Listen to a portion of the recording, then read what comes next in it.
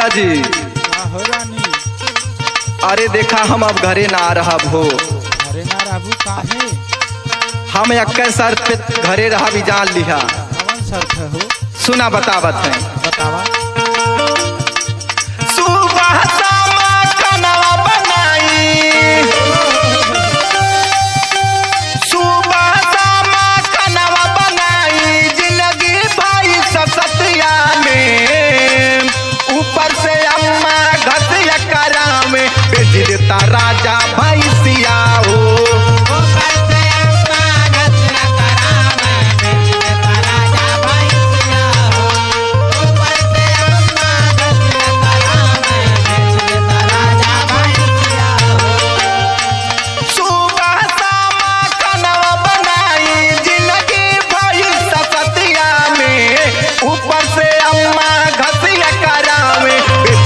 राजा भैंसिया हो।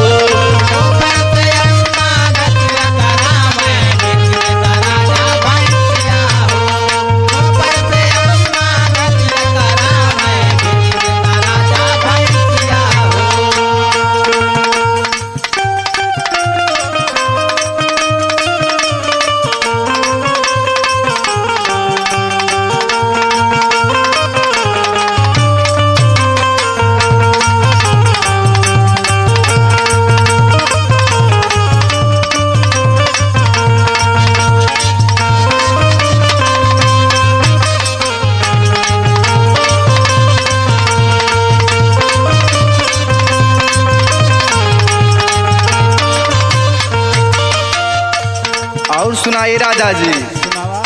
अब नहीं हम कौनो काम काई पाई,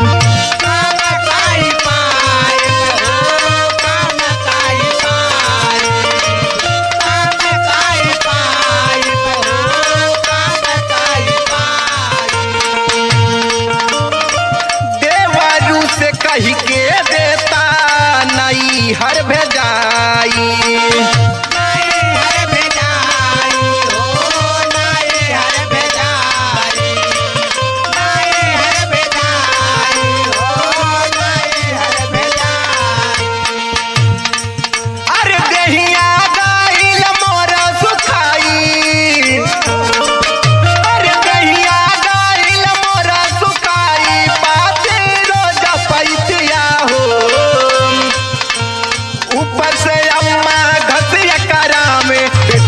राजा भैंसिया हो।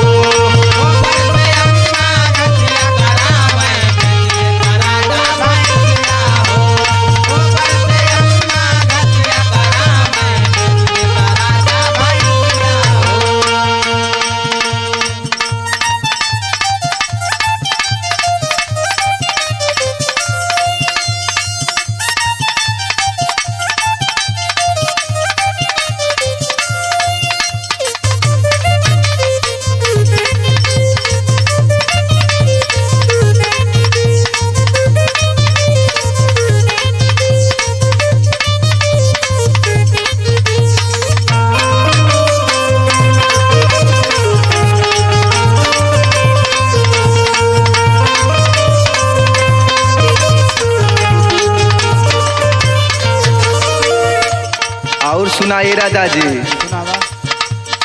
नाना जेठान लोग काम नहीं करे,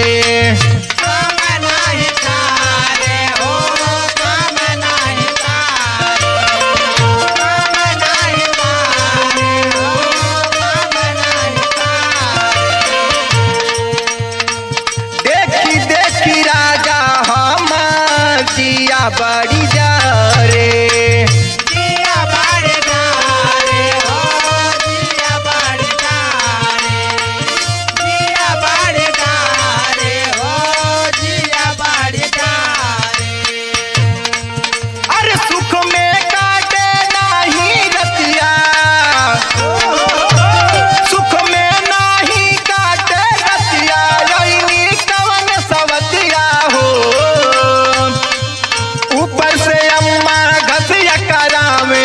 देता राजा भैंसिया हो।